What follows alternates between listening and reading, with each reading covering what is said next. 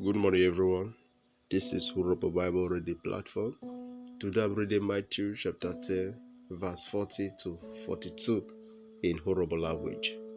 I'll be reading Matthew, Uyobi, Royi, Ikwe, Owo, Royi, Ujuve, Rite, Ujuve, Bive, Owo, Ujuve, Okuroreyo, Oma, Yoreyo, Ove, Orora, Rio, Ove, Yoreyo, Oroji, Were, Na, Owo, Ujive, Bovo,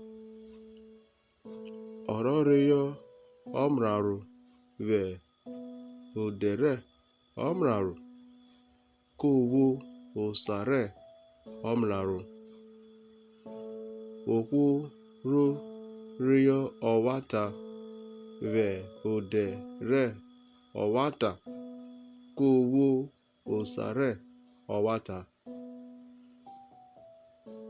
Owo, Ujive, Bive, Okwu, Rorio, Ukore, Ami, Gigiru, Woke, Ovo, Ve, Ibitete, Mena, Dave, Ode, Re, Odibo, Uyuta, Metake, Oma, Osa, Royi, Seuru, Makobiro.